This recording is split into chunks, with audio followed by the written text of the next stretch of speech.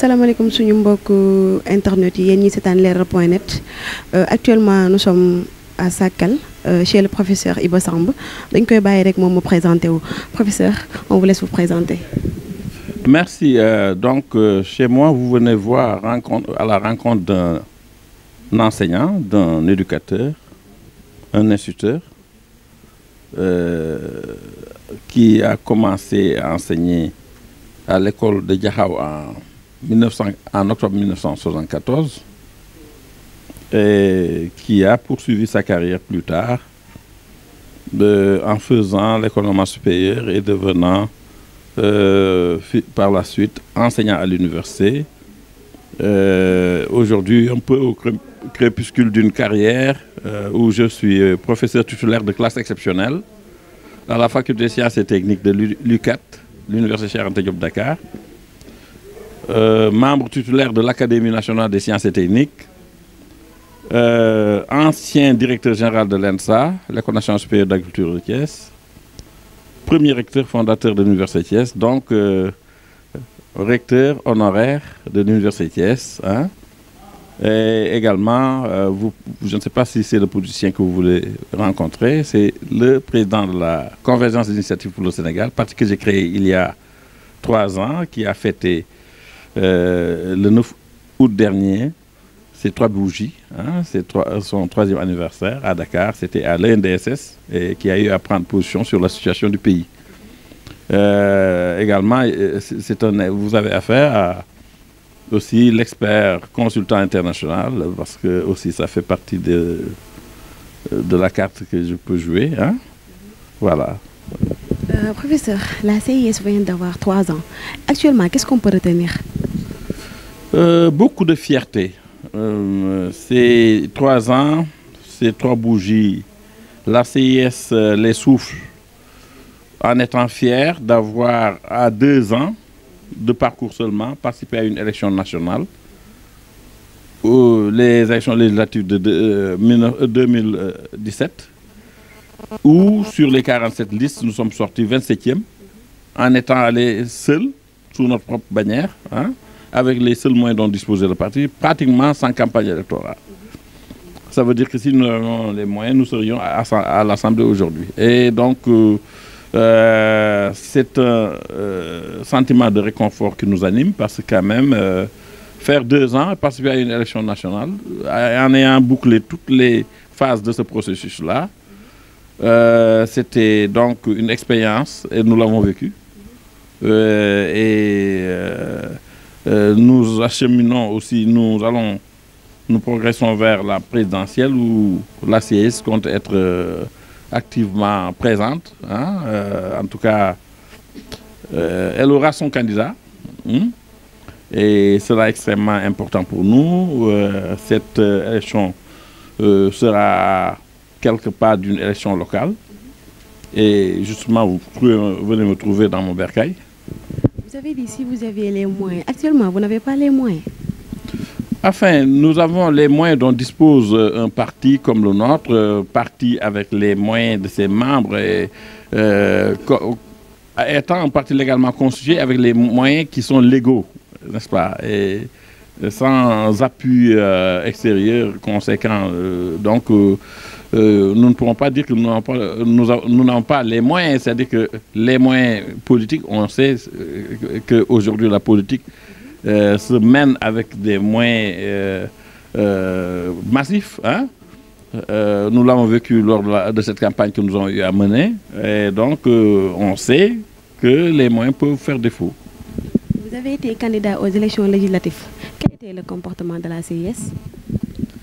La CIS se positionne aujourd'hui dans l'environnement politique. La CIS voudrait avoir une participation citoyenne et une manière de faire la politique d'un type nouveau qui voudrait en tout cas avoir comme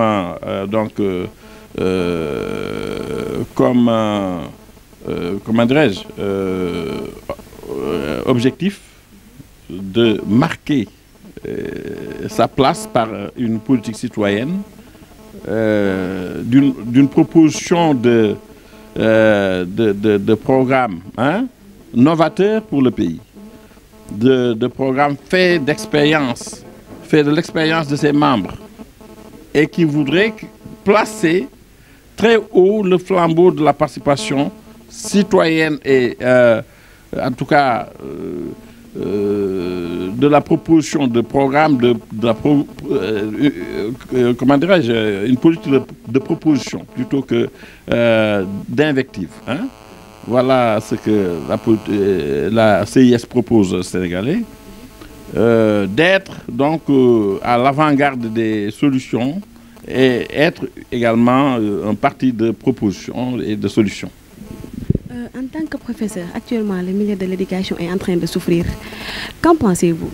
Le milieu de l'éducation, effectivement, souffre parce qu'on peut dire, sans risque de nous tromper, que depuis quelques années, depuis 2000, ce secteur-là a fait un mort d'étudiants tous les 4 ou 5 ans, avec souvent des difficultés liées à un retard de bourse. Or, aujourd'hui, nous vivons dans un contexte où nous sommes dans un monde du savoir, un monde dominé par le savoir, et donc l'éducation, c'est regarder également, comme je l'ai dit tout de suite, concernant les propositions et les programmes. Aujourd'hui, on devrait vouloir prétendre à tout ce qui se fait de mieux dans le monde. Et on le sait, notre pays, est, comme les pays de la sous-région, sont marqués par, disons, un certain nombre de contraintes. Et il y a donc des problèmes d'ordre technologique. Et il faudrait qu'on arrive à assurer, comment dirais-je, à assurer une réponse faite de réponses scientifiques, technologiques, de façon à ce que tout ce que nous avons comme retard par rapport à la technologie, par rapport à la science, je pense que la science devait être, disons, le levier de développement de l'Afrique. Et donc ça, c'est incontournable. Aujourd'hui, les réponses sont scientifiques, technologiques, et je pense que on devrait faire en sorte que nos systèmes éducatifs soient des meilleurs et qu'ils se positionnent pour, en tout cas, avoir les standards, les meilleurs standards dans le monde. Hein, et ça ne devrait plus être simplement rythmé par l'absence de paiement de bourse, etc. Actuellement, est-ce que vous pensez qu'il y a des solutions qu'on peut faire pour redresser le milieu scolaire? Je l'ai proposé, en tout cas, il n'y a pas longtemps. J'ai dit que si nous devrions, nous, gérer ce pays, la première proposition que nous ferions, c'est des états généraux de l'éducation, de la formation, pour sauver le système éducatif qui est malade. Et je pense que cela est extrêmement important. Parce que j'ai entendu souvent dire dans le milieu comment dirais-je, de la gouvernance universitaire en place, les gens veulent toujours dire qu'ils ont fait tant d'infrastructures, etc. et se glorifier d'avoir fait 3 ou 5 fois plus que ce qu'on a fait depuis l'indépendance. Or, le problème, ce n'est pas de faire des infrastructures, c'est d'avoir le meilleur programme scolaire et universitaire, tourné vers la science et la technologie et la technique. Hein? Je pense que ce n'est pas de faire des amphithéâtres. Hein? Tout gouvernement doit pouvoir faire des salles de classe et des amphithéâtres. Le tout est de savoir concevoir les meilleurs modèles pour nous propulser devant.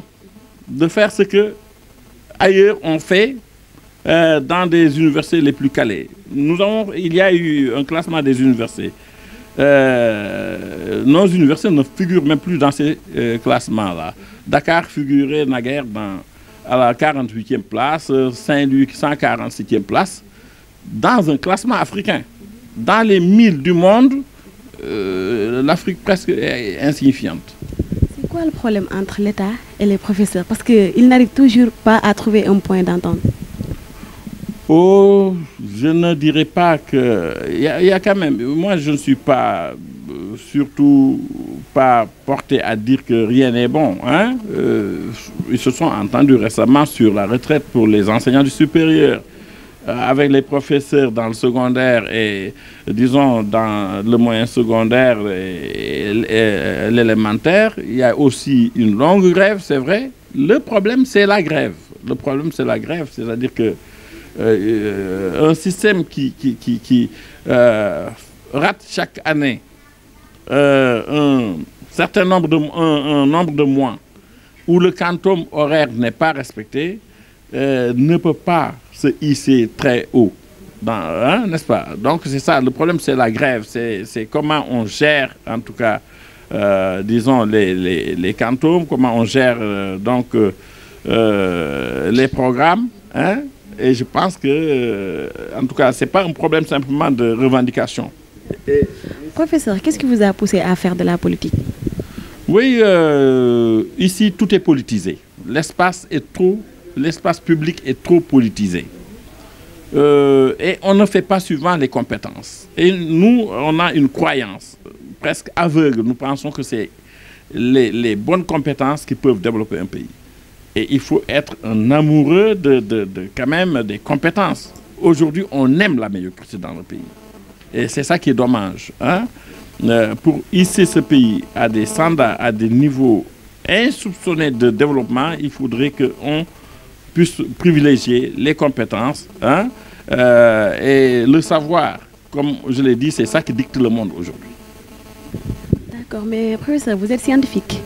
Entre les scientifiques et les littéraires, actuellement, on voit que les scientifiques sont plus favorisés que les littéraires. Oui, c'est pas que les scientifiques, je me rappelle du temps du président Senghor, je me rappelle des années où, quand on entrait en fac de sciences, on avait la bourse entière. Et on avait également un engagement à servir l'État. Mais plus tard, aujourd'hui, on a une inversion extraordinaire. C'est presque qu'on n'a pas encouragé pendant le même temps les filières scientifiques. Et aujourd'hui, dans la cohorte qui va arriver de bacheliers cette année à l'université, je n'ai plus la proportion exacte, mais c'est plus des 2-3 quarts qui sont des littéraires. Et donc, une portion congrue qui sont les scientifiques. Et je pense que ça, il faut tout faire pour inverser cette tendance. Parce que, comme je l'ai dit, c'est la science et la technologie qui gouvernent le monde. Et donc, il faudrait que nos pays essaient d'encourager quand même les STEM, hein, sciences, techniques, de l'ingénieur et des mathématiques. Je pense que ça, on ne peut pas y échapper si on veut développer, disons, nos pays. Revenons à la politique. Comment se développe ici la politique à Sakal? La politique à Sakal n'est pas en marge de ce qui se passe dans le pays. La politique, c'est la politique. Hein? Et je pense que nous la menons quand même sainement. Hein? Quoi qu'on dise, on n'a jamais connu, en tout cas ici, des difficultés entre adversaires politiques. Mais la politique est, comme partout ailleurs, hein, un espace où c'est la compétition. Hein? Et ça, c'est immanquable.